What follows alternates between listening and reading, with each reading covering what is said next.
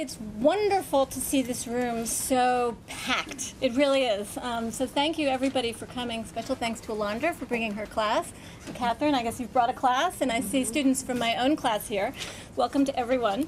I'm Laura Chelkovsky. I'm Associate Director of the Center for the Critical Analysis of Social Difference.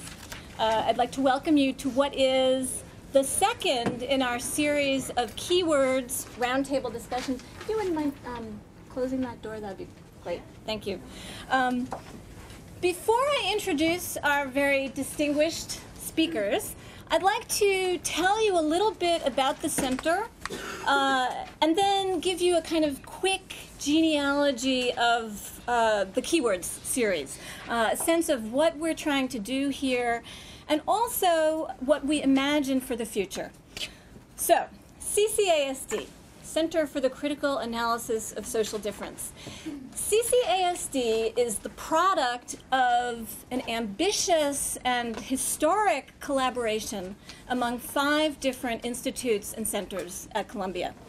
The Institute for Research in African American Studies, the Center for the Study of Ethnicity and Race, the Institute for Comparative Literature and Society, the Barnard Center for Research on Women, and the Institute for Research on Women and Gender. At heart, CCASD is an advanced study center that promotes innovative, interdisciplinary scholarship on the role of gender, sexuality, ethnicity, and race in global dynamics of power and inequality. We are actively and determinedly eking out a space here to think differently, across, between, against the disciplines that are our other home here at Columbia and beyond. Among the key vocabularies of the center is, of course, social difference. And so this vocabulary is actually a really good segue to our keyword for today, intersectionality. So I want to say just a word about social difference. Each of the center's 4 working projects, and I want to encourage you all to go to our website, socialdifference.org, to learn more about the projects, the 4 working projects that we have. Each of these projects is invested in looking at social differences in a wide range of domains and from a wide range of locations. For example, the production of archives, the lives of those at the social margins in neoliberal locations or across national borders, the organization of stigma, injury, or violence. These are just a few examples. And because we are seldom, or more precisely never, looking at social difference directly, but rather always through or in a way that's informed by our unique disciplinary locations and theoretical investments, we can get a lot out of mixing things up a little bit, throwing various modes of looking right up against each other, talking keywords, and exposing the different kinds of work our critical languages do, the various ways they help us to ask good questions, but also the ways our critical languages may limit our capacity to ask certain other ones, hence keywords. That's what this series is really all about. As a series, Keywords is designed to bring into conversation thinkers from different disciplinary and theoretical locations in order to explore the ways that we think about and deploy and often push back against fundamental critical vocabularies. It's an attempt to generate out of the mashup of these modes of looking some new vocabularies and new methodologies for thinking about inequality and social difference. Intersectionality is one of several key terms that we are always grappling with in our work at the center, necessarily perhaps given our investment here in a self-consciously interdisciplinary approach to social difference. Intersectionality is also a provocative keyword for us, due in part to the combination of the kinds of questions that it raises about difference, questions about power, and also the analytical challenges or limitations that it introduces. Today, Frankie, Kendall Thomas, and Nefertiti Tadiar will address this keyword. Now a little bit about our speakers. Frankie is professor of law at Columbia Law School and director for the Center of Gender and Sexuality Law. She writes on a range of topics, including same-sex marriage politics, civil rights law, sex discrimination, feminist legal theory, and sexual harassment. Her current works in progress include Ahmadinejad Comes to Columbia, Sexuality, Nationalism, and Global Governance, and the Law School and the University, Rethinking the Study of Law from Within and Without the Law School. Catherine is also a fabulous writer and a spot-on blogger. And Catherine, I hope you don't mind if I make a pitch for your blog, which, in part because I am a regular reader of it. I love it. You can find Catherine's blog at blogs.law.columbia.edu. It's great. Kendall Thomas is the Nash Professor of Law at Columbia Law School and Director of the Center for the Study of Law and Culture. He's co-editor of Critical Race Theory, the key writings that founded the movement, and What's Left of Theory. His teaching and research interests include U.S. and comparative constitutional law, human rights, legal philosophy, feminist legal theory, critical race theory and law, and sexuality. He's a founding member of the Majority Action Caucus of ACT UP, the AIDS Coalition to Unleash Power, and the AIDS Prevention Action League. He currently serves as a member and vice chair of the board of directors of the Gay Men's Health Crisis. Nefertiti Tadiar is chair of the Women's Studies program at Barnard College and a former director of CCASD, so it's so lovely to have Nefertiti back. She is most recently the author of Things Fall Away, Philippine Literature's Historical Experience and Tangential Makings of Globality. Her academic interests include transnational and third world feminisms, post-colonial theory, critical theories of race and subjectivity, literary and social theory, cultural studies of the Asia-Pacific region, and Philippine studies. She's currently working on a book project entitled Discourse on Empire, Living Under the Rule of Permanent War, and beginning a new research project entitled Schooling National Subjects, Experience and Education in U.S. Colonial Philippines. Welcome to you all. We're going to give each participant an opportunity to speak up here at the podium, and then we will open it up for discussion. And if everyone can turn off their cell phones. And also just to remember to fill out the release form because we're videotaping, and then to hand it back up here. Thank you.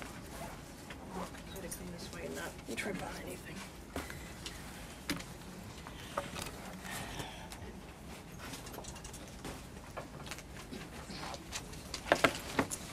Thank you, Laura.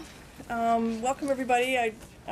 This event is a little bit more intimate than I think we even planned, so I'm just so thankful all of you came.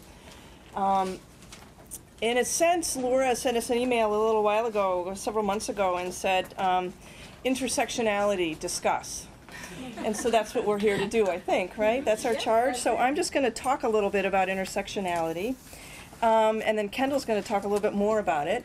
And then Nefertiti is going to tell us how we got it all wrong or right, or say some more things about it.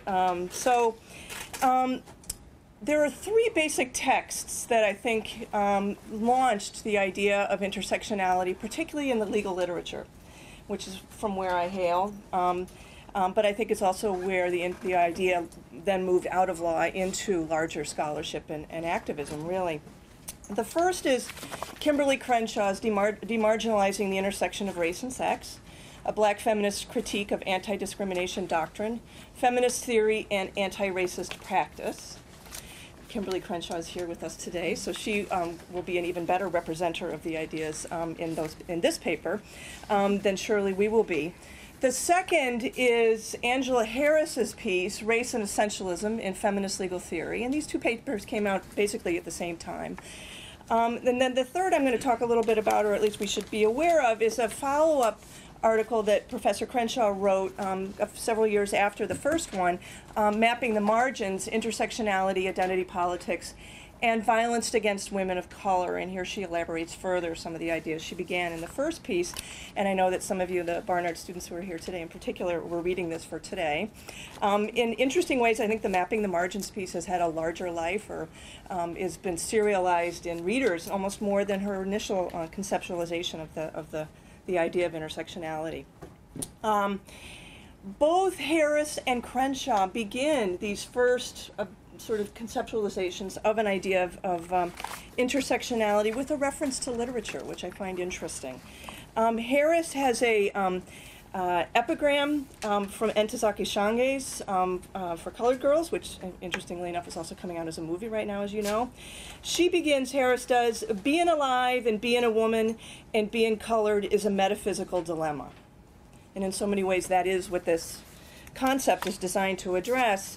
Crenshaw begins her first piece with Gloria Hull, the title of Gloria Hull's book, All the Women Are White, All the Blacks Are Men, but Some of Us Are Brave. And both of them in these pieces do, at various points, Harris almost a little bit more than Crenshaw, weave literature with law, with life, with politics, in interesting ways. They are deeply interdisciplinary forms of scholarship. Both of them, I think, are building on an idea that was in some ways first articulated by Elizabeth Spellman in Inessential Woman from 1988. And in some ways, we could say that the whole idea has as its genesis Du Bois and his idea of dual consciousness or multiple consciousness much, much earlier. So let me quote for a second from Crenshaw's first piece that in a way frames the question as she saw it. It's a little weird to talk about you in the third person here, but bear with me here. So she says, I want to suggest that the single axis framework, that of thinking race or sex alone at a time, erases black women in the conceptualization, identification, and remediation of race and sex discrimination by limiting inquiry to the expression of otherwise privileged members of the group. In other words, in race discrimination cases, discrimination tends to be viewed in terms of sex or class privilege. In other words, in race discrimination cases, discrimination tends to be viewed in terms of sex or class privileged blacks. And in sex discrimination cases, the focus is on race and class privileged women. So sex is white and race is male, as she sets it up as the problem that needs to be addressed. And Harris does as well. In many respects, what I think Crenshaw is doing in this first piece is responding to a kind of formalization, or the formalization, of sexual violence and sex discrimination within the white feminist community at the time. And particularly, I would say that Catherine McKinnon's work was a target specifically of Harris's article, and the way in which Catherine McKinnon understood sex discrimination as a universalizing and totalizing structure that all women experience, and in many ways in the same ways, and that women of color just have that much more they have to deal with. But we have to start with sex discrimination as something all women share in the same ways. And then women who are of a different class, different sexuality, different nationality, different race than that which is the privileged one, in a sense have a piling on effect. This is what Crenshaw and Harris, I think, wanted to address, is that we're not talking about layering. We're talking, when we talk about the experiences of women of color and the demarginalization of women of color, we have to think differently. So the paradigm is one of proposing a different approach to this. Crenshaw offers in the first piece an example from a law case, Degraffenreid versus General Motors, which is from 1976, where there were women of color, African-American women, who claimed that they were being discriminated against at General Motors by virtue of their not being hired or promoted in ways in keeping with both their skills and other equally skilled people in the workforce. The court was unwilling to see the discrimination that these women suffered because they said, look, General Motors has hired all these women, white women, and General Motors has hired all these black men, so it can't be discriminating against women or acting in a sexually discriminatory way, because look, here are the women. And it can't be acting in a racially discriminatory way, because look, we can point to all of these black people that work here, black men, and black women were left out. And it's a perfect case for both framing the problem and then offering a discussion of why law does this easily, and I do think there's a way in which very much the problem gets framed as one within law in a legally positivistic way of thinking in axes, single axes, as Crenshaw tells us. Harris focuses on rape in her first piece and criticizes particularly white feminists theorizing about sexual violence as a form of sex discrimination, and spends most of her time, or a good chunk of her time, in her piece on Catherine McKinnon's work, in order to point out how the history of rape for African American women and the reality of rape today for African American women is very different than it is for white women in so many important respects, going all the way back, of course, to enslavement and the kind of sexual violence that enslaved women experienced, whether it was as part of producing more slaves, or the kind of sexual violence that happened in the domestic sphere where house slaves, female house slaves, were vulnerable all the time to sexual violence from the men who owned them, to the idea that black women could not be rapeable, both during enslavement but certainly after, to the fact that they could not testify in court, police did not pay attention, to the violence that that African American women suffered. She cites the example of Joanne Little as a more contemporary example, and the general unresponsiveness of the police to the claims of sexual violence by African American women. But she also found it extremely important to point out that rape is a racially inflected issue in ways in the African American community that it is not in the white community, insofar as charges of rape have been used against black men for so long and so damagingly, and recounts that too. So much of the point that Harris wants to make is that for African American women, race frames and gives meaning to what sexual violence means as much, if not more so, than sex does. And McKinnon's and the traditional feminist account at the time of sexual violence and of rape erases all of that, both material and ideological meaning of rape. And her job is to contribute that story. So what Crenshaw is doing and what Harris are doing is to move beyond this idea of compound forms of discrimination and think of discrimination for women of color in particular as a synergistic and intersectional experience that isn't just adding race and mixing, as one is often says about what McKinnon does in her work.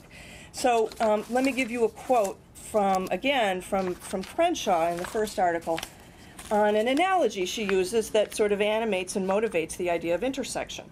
So consider an analogy to traffic in an intersection, coming and going in all four directions. Discrimination, like traffic, through the intersection may flow in one direction and it may flow in another. If an accident happens in an intersection, it can be caused by cars traveling from any number of directions and sometimes from all of them. Similarly, if a black woman is harmed because she is at the intersection, her injury could result from sex discrimination or race discrimination. Hence the idea of the intersection. Both race and sex are going on, and race and sex discrimination are going on at the same time, as she describes it. Now, I've always found the intersectional metaphor a little hard to get my mind around, and of course these are just the beginning, the first iterations of these ideas, but let me offer some problems or ideas to think about it, in response to this initial formulation of what intersectional identity means. The first is intersectionality a conception of identity or a conception of injury?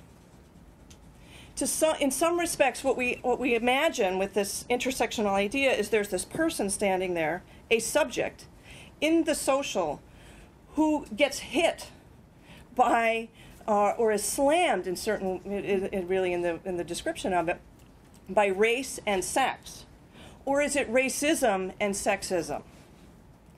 And in that sense, I think in much of the writing, and not just, I don't want to pin this only on Harris and Crenshaw, but in much of the writing that has followed, this is a confusion, I think, that works through much of this writing, is whether we're talking about a conception of identity or a conception of injury. How is one, or how should one be disentangled from the other? Or are they so interrelated to one another that one might want to understand identity as an injury? A question not asked or answered in these early papers, but one certainly worth asking and thinking through. Second, Is there lurking behind the idea of intersectionality a notion of sort of a pre-social human, a kind of deep liberal humanism? That human arrives on the scene and then these identity categories happen to them, or discrimination on some level happens to them, again, to go back to the idea of the difference between identity and injury. There's almost a Rawlsian sort of feeling in the way that this is conceptualized, that there's the subject behind the veil or before the veil who emerges into the social and then is slammed in some way by sexism or racism, or we can enumerate or elaborate other types of forms of identity. Next. In some ways, I think what these early formulations of intersectionality do is not escape the essentialism and the humanism to which they purport to be taking aim, but in a sense reiterate or essentialize again, just with greater specificity. Come on in and lay on the table, or I'll just sit right here. Nobody call the fire department. Right. Is what's going on here merely a kind of enumeration with greater specificity? If you think of Google or MapQuest, where you push the plus button and you get down closer and closer in your mapping project, that you're able to see individual streets and houses with greater specificity, is that what this is doing, is just essentialism and identity politics at a greater or finer level or granular level of enumeration? Harris's project, I think, shifts in a slightly different direction, in that at some point I think it collapses into a kind of standpoint epistemology of each person knows their own experience, can and should narrate their own experience, and should not have others speak for them. So that much of her piece is about the silencing effects and the erasure that happens when white women speak for all women or black men speak for all black people. And so she's interested in a kind of standpoint epistemological project of giving voice to those who don't fit in either of those categories. Third, fourth, fifth, I'm not sure where I am, because I know I have a minute left. So the last couple of things I want to just put on the table here are, is the idea of intersectionality only one that has purchase or use for marginalized groups, or do we want to say that everyone has a intersectional identity? Mine is white, woman, lesbian, I could keep doing it, but it's not, intersectionality isn't only something that's useful for mapping the margins, it may also be important for mapping everything. And these two pieces don't do that, but we can't expect early work to do everything, right? So that's another question that's launched for it. Next question is there a way in which these early conceptions overdetermine the subjugation and the minority identity of the subjects about which they speak? And that is to say, can we imagine situations where sex, and sex by that I mean female or woman, is actually an endowment, not a disadvantage? And here I'm stepping a little bit on what I know that Professor Thomas is going to want to talk about, which is that in some respects and in some contexts, African American women are less marginalized or differently empowered than are African American men. So is the minoritizing legacy of woman working the same in each context when it is intersectionally taken up with other minoritizing identities? And I think we have to say no, but let's say a lot more about that.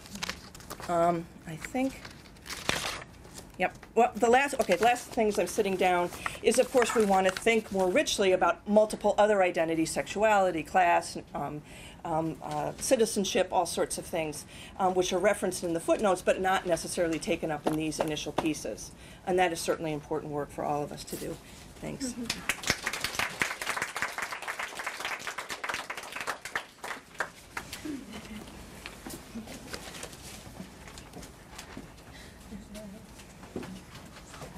Do-si-do going on. Yeah.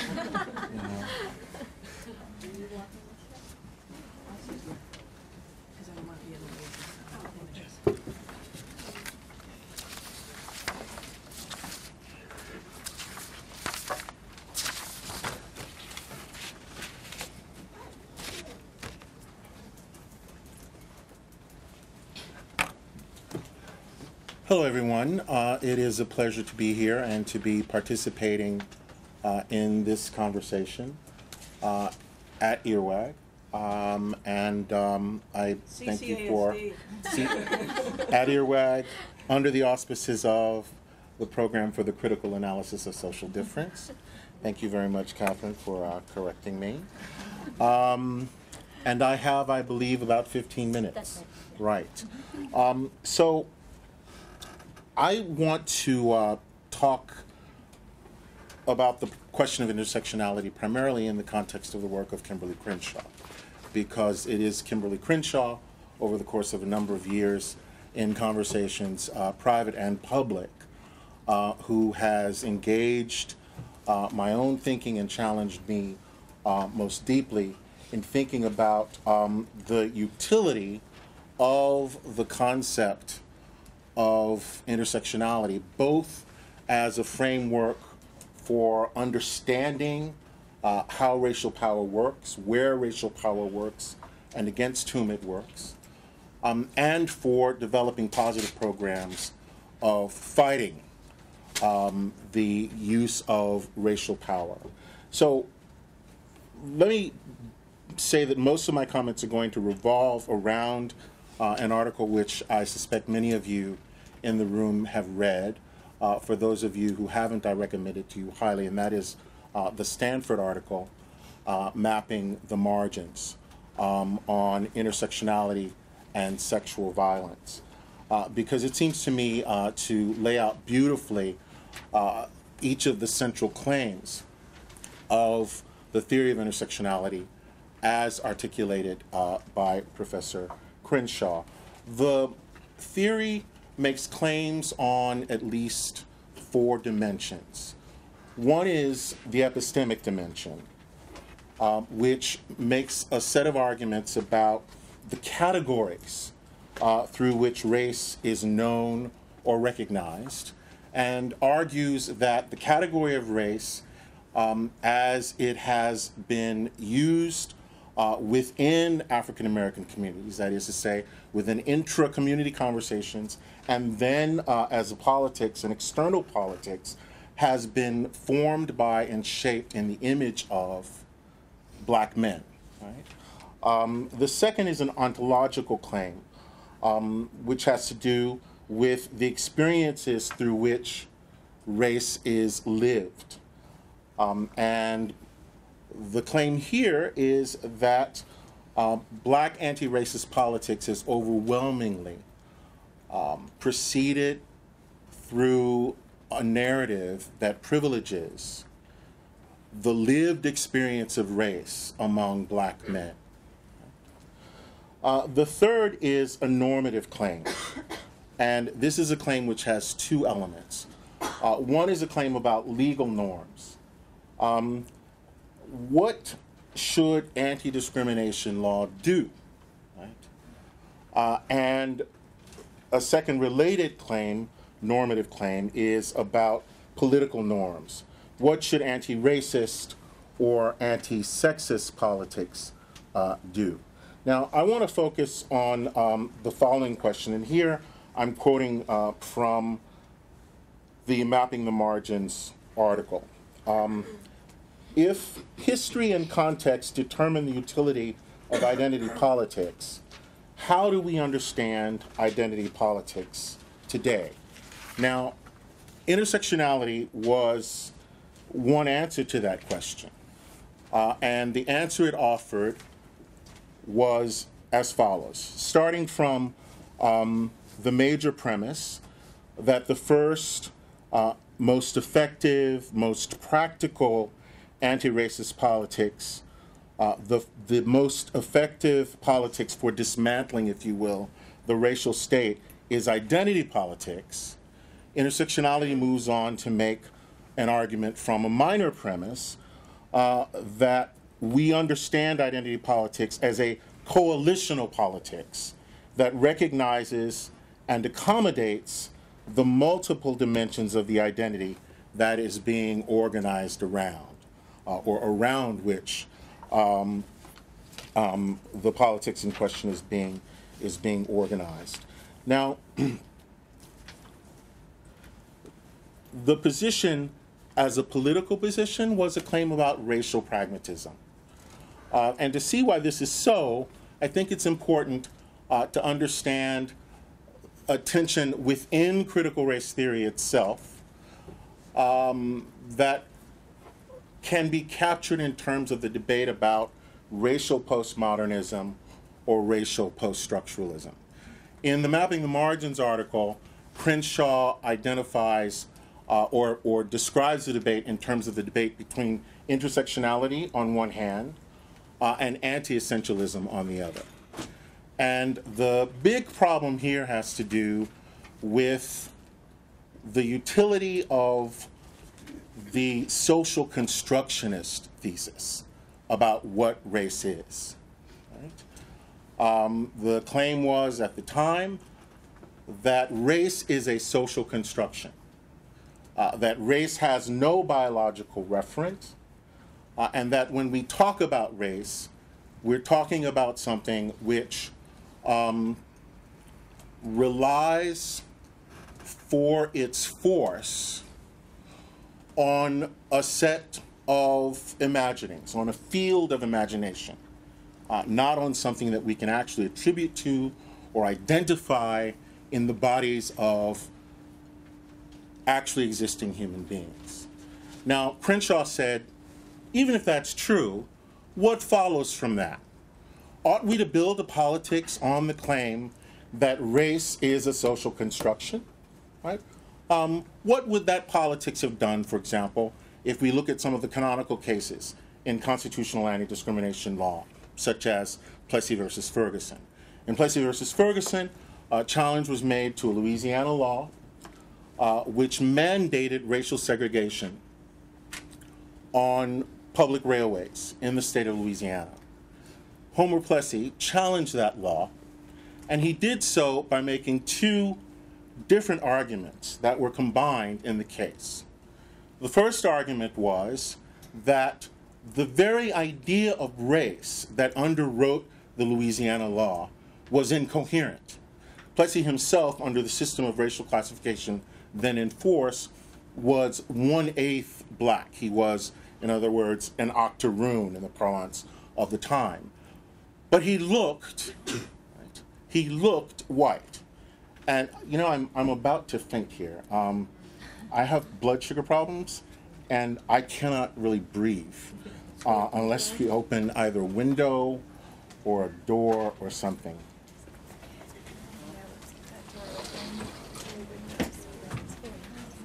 Would you like some water as well? Yeah, can I have that glass of water? Thanks.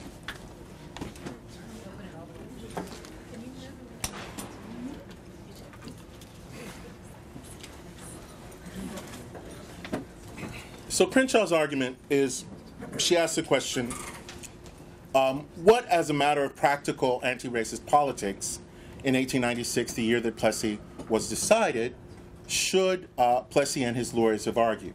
Should they, in attacking the statute, have argued that the category of race was incoherent? Or should they instead have argued, whatever the coherence or incoherence of race, that the meanings attached to race were being deployed in the service of maintaining a regime of racial subordination that violated the Equal Protection Clause of the 14th Amendment? Crenshaw's own preference is for the latter, right?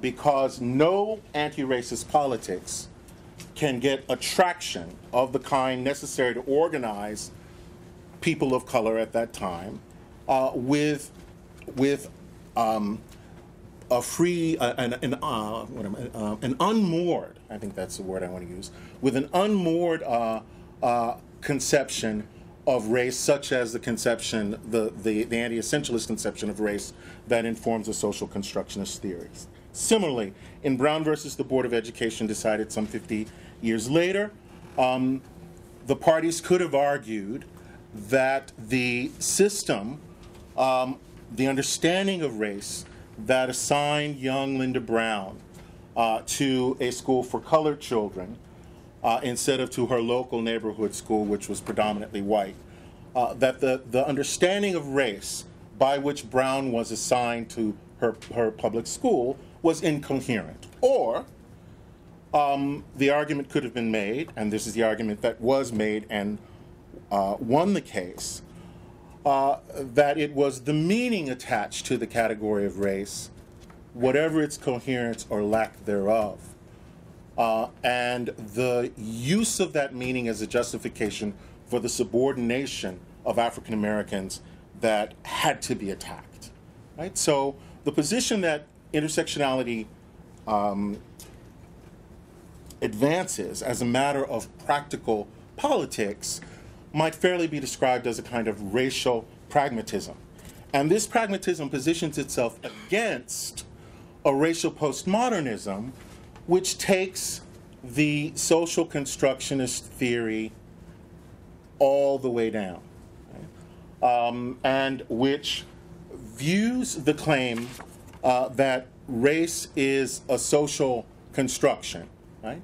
Or that race is an idea, a word, a concept that is used to construct social reality, right? Is not disempowering, but liberating in ways that the theory of intersectionality, it seems to me, overlooks. And so in my remaining 5 minutes, I have a terrible sense of time. In my remaining 5 minutes, I think I just want to offer some examples of what it might mean to take the idea of race as a coalition, which is a concept with which Crenshaw ends the Mapping the Margins article. What it might mean to take that idea seriously, and whether in fact a coalitional politics of the kind Crenshaw describes in Mapping the Margins is a politics that in fact might have to move beyond the understanding of identity that informs intersectionality, and indeed perhaps beyond intersectionality as such. I want to offer a few examples that seem to me to complicate in ways that force us to reckon with this question, the limits of intersectional politics. Very briefly, I really only have 5 minutes? I have 1 minute. Well, I can't, I can't. Right. I wanted to talk about Condoleezza Rice. But I wanted to talk about Condoleezza Rice in the context of a contemporary anti-racist politics and what it seems to me are the uses and limits of an intersectional understanding of the figure of a Condoleezza Rice. And here, if I had the time, I would rely on the work of Jacqueline Rose, most especially on an article that she published in her book of essays, Why War, called Ruth Ellis and Margaret Thatcher. Ruth Ellis was one of the last people, and certainly the last woman, who was executed in England under that state's regime of capital punishment. And you all know, even the youngest among you, I hope, who Margaret Thatcher was. Margaret Thatcher presided over what amounted to a radical transformation of English society and politics, and its concerted move to the right. And one of the things that Margaret Thatcher was most proud of during her term as Prime Minister was her conduct, two things. One, her conduct of the Falklands War, and two, the introduction of the proposal that capital punishment be reintroduced in the UK. So here we have an example of a woman in Margaret Thatcher who was not the victim of violence, right? In a sort of stereotypical association that we often have on the question of what the relationship of women to violence is, but was the agent of violence. Similarly, when we look at Condoleezza Rice, here we have a black woman who embodies, in some very meaningful sense, the idea of the post-racial state, right? And who deploys her identity as a black woman in the service of a political project which inflicted untold suffering on people of color around the globe, right? Men and women. Right? So what do we do in asking the question about the utility, the contemporary of utility of intersectionality with someone like the figure of Condoleezza Rice? Condoleezza Rice, we learned after she had left the White House, was the first person in the Bush administration to give approval to the policy of torture that we call waterboarding. Right? She was an agent of violence. She was, in fact, a woman who stood at the summit of the phallic power of the state. Now, it's not clear to me that the terms of the analysis of intersectionality, which position at its center someone like Anita Hill, right? This woman caught between two narrative tropes, the trope of rape on one hand, the trope of lynching, between feminist discourses and anti-racist discourses. It's not clear to me that the figure of Anita Hill represents what black womanhood, or is in the age, if you will, of a Condoleezza Rice. Now, obviously, I don't mean to suggest that all black women, or even the majority of black women, occupy the position of power and privilege of a Condoleezza Rice. What I am suggesting, however, is that a figure such as Condoleezza Rice forces us to think, in a way perhaps that the theory of intersectionality does not provide the terms to do, about the ways in which, within a dynamic understanding of race, not just as and of gender, not just as identity, but as identification, we cannot assume that gender is the name we give, or indeed that race is the name that we give to a certain powerlessness before the state. In the figure of Rice, we recognize the ways in which both race and gender can become terms and operational tools for the elaboration of and the consolidation of the racial state as a post-racial state, right? And of the patriarchal state as a state which is managed by, or can be managed by, women.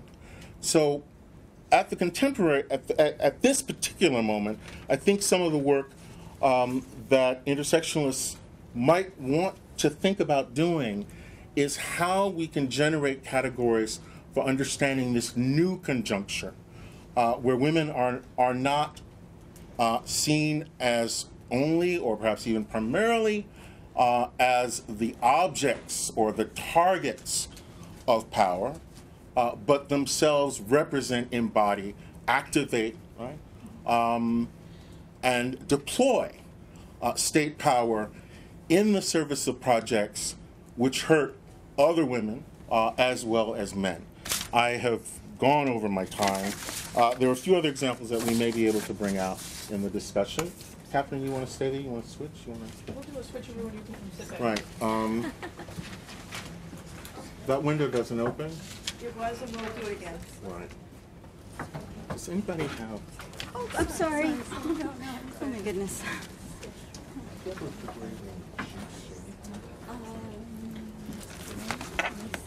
Okay, I feel like the third wheel on a bicycle because I do not work in the law, I am not a legal scholar, and I'm not really going to be talking about some of the legal ramifications of the concept of intersectionality. I thought maybe I was just projecting that my role here was to think about the way in which intersectionality, not as it is specifically defined within critical race theory or legal theory, about the way it has traveled beyond that as an analytical rubric in other fields. And my training is literature, comparative literature, but it's broadly, cultural studies and all those soft humanities. So the language will be a little bit different when you listen to me. I also wanted to say that I think also my role was to bring in the post-colonial perspective, because the Center for Critical Analysis of Social Difference is trying to think about these key words in a global way. So I feel that my role is to think about what happens to analytical rubrics once we start to globalize, or once we start to think about them in terms of global perspectives, and particularly to think about post-colonial perspectives. That said, I think it's important to note that in the U.S., that intersectionality is a naming of a women of color politics that can't really be removed from the political struggles of women of color in a particular space and time. Having been located in California for many, many years, I find that women of color politics to be very important to thinking about concepts in terms of concepts in struggle.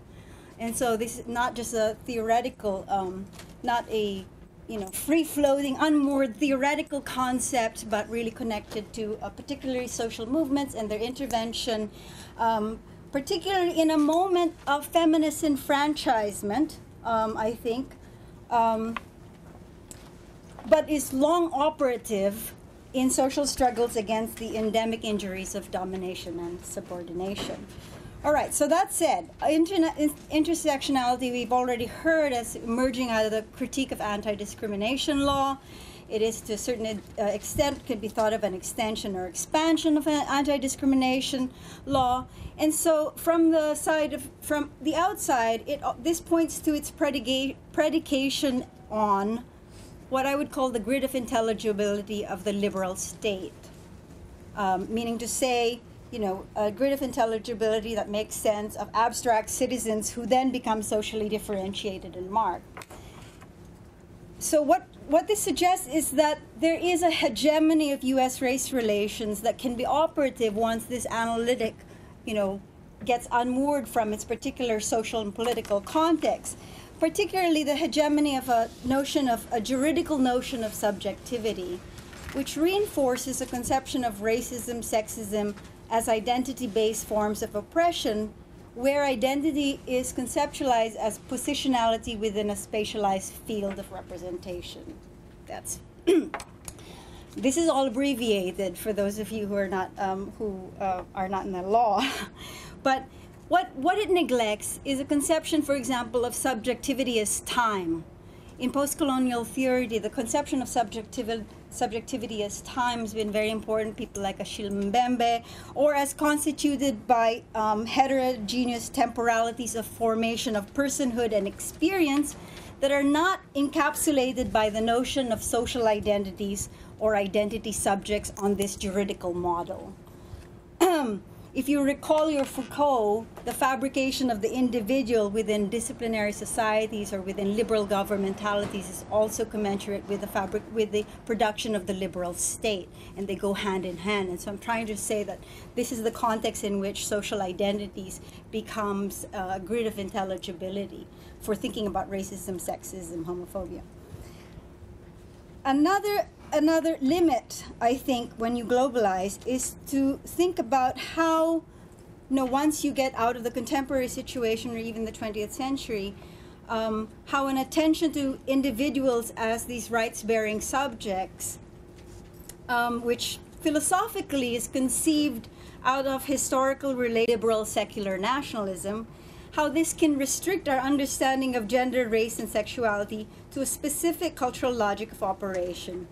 And it tends to reify these categories, and this is what I mean when I'm not really talking about the formulation of intersectionality in the law, but I'm talking about the mantra of race, gender, sexuality, seen as axes. That's really the discourse that I'm talking about. The familiar notion of race, gender, sexuality as axes of social identity, that it tends to reify them as empirical forms of identity and difference on what I would call the level of exchange, social exchange in a liberal state. So what is elided by this conception? One, I think, is the processes of constitutions of persons, personhoods, or lived experience that exceed or fall short of this subjectification process. Two, the processes of constitution of the categories themselves as effects of other processes. For example, let's say economic processes. In my own work, for example, when I look at domestic workers in households, Philippine domestic workers who are imported into households in either industrialized countries or in other Asian countries, that racial difference is not so much that the forms of violence that they face is not so much racially based, but that in fact the violence is the technology for the production of racial difference among women who may be conceived as in terms of gendered sameness because of the position that they occupy within the household. That you take the place of the mother, you become kind of a replicant mother or a replicant, use the word replicant, or a replicant caregiver or so forth, so that the woman who, you know, from the outside is not racially distinguishable from, you know, the domestic worker, that violence becomes the way of inscribing racial difference, or the way that Hortense Spillers, as a way of undoing gendered sameness in those situations. So just the thinking about, you know, identity producing forms of differentiation. And that this inscription of difference between, let's say, the employer and the domestic worker has a very specific economic function, which is, of course, to devalue persons in order to extract the difference between persons economically. The difference between how much I get in terms of a wage and how much the employer gets for their income. Okay, so the third thing that I see that kind of the what we're calling intersectionality anyway might elide is processes of life production, practices of living beyond this grid of intelligibility of social identities, of given social identities. For example, forms of making of sociality that can't be folded into a multiplied or intersectional race and gender and class making. Again, this is, when I think about my own work, when I think about the making of domestic labor within the Philippines in the context of the transition of the Philippine economy, that there are forms of life production, forms of engagement in social movements that is part of the making of this class and gender, or however you might put it, that don't necessarily issue from the same kinds of ideas of racism and sexism that you have in the United States. So different logics, basically. Later, when poets and activists take up domestic labor, they also reframe the experiences of this overseas community of overseas labor, and then they expand it. I particularly write about a poet who expands the experiences of domestic labor to think about it in relationship to other forms of colonial labor, so that the framing of that experience changes the lived experience of this gender class sociality. In other words, political reframings of experience also have effects on experience.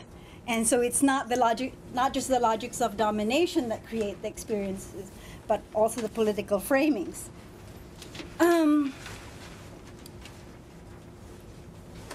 So this is just to reinforce the point that the notion of social identity as the analytical starting point, you know, as the basis of discriminatory practice, in some of the ways that this concept has traveled, or the race, gender, sexuality mantra, reifies the processes that produce social identity as a social fact, and reifies the processes that produce it as a grid of intelligibility. And those processes include and implicate the law itself. meaning to say that the law itself helps to create and reinforce the social identities, and that we have to factor in those processes in understanding racism and sexism. So one of the things that I've seen in post-colonial work, and then it's developing now, is the need for other genealogies of racism and sexism and homophobia, not just as identity-based, but identity-producing, socially differentiating practices of not just oppression, not just discrimination, but dispossession, exploitation, life production, biopolitical management, death exaction, sovereignty rule in wars, and a whole host of other processes that go beyond the U.S. national history. That in fact, that we need these genealogies that recognize the role of socially differentiating practices within the very institutions of justice and reparation. And many have made this point before: racism of U.S. slavery that's embedded in the penitentiary system, sexuality within slave law, colonial racism that's embedded in the norms of human rights, the notion of the human that operates there. So we have to look at those institutions as well, not just from the perspective of the institutions, but the role of those institutions in creating and furthering this grid of intelligibility. And that's where I would say that intersectionality in its legal framework continues to be useful because of the globalization of the rule of law through the globalization of liberal democracy and the democratizing projects of the U.S. state. So on the one hand, I'm arguing on a practical level it's actually quite important because of all the human rights claims that are now going on globally. On the other hand, I'm saying that we're also effacing or perhaps eliding, maybe in the terms that Kendall said, in favor of this pragmatism of attending to the forms of violation to these other grids of its social intelligibility. I have very little time left, so I will just give you one more example of how we can expand beyond U.S. national history. There's a lot of work now on empire. That my point is not just that we have to think about things beyond the U.S. national history, but we also have to think about the way the very institutions within the U.S. have been framed, have been created in the context of imperial relations, a long history of U.S. imperial relations. So, just as an example, the surveillance state.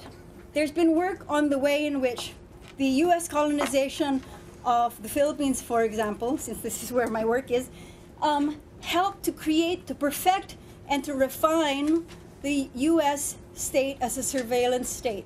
How many of the covert operations, counterintelligence, and so forth were initiated in the colonial laboratory. I mean, you must be familiar with some of these arguments about the colonial laboratory has to be part of that U.S. national history of its dominant institutions of racism, not just racism, but its own legal institutions. And then not just legal. Another example is the way in which the colonies served as a laboratory for the creation of new practices of what they call the New American Public Health, the New American Public Health System, and how practices of social differentiation or racialized intelligence also happens through institutions of public health.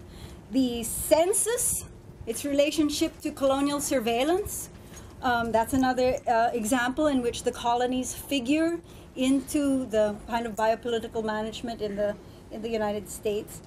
So my point here in thinking about, the colonial periphery in understanding intersectional forms of racism in the United States, or providing a different genealogy, is that if we're only thinking of intersectionality as a concept for tracking logics of domination that operate in the context of liberal democratic political representation, I think that we miss a lot.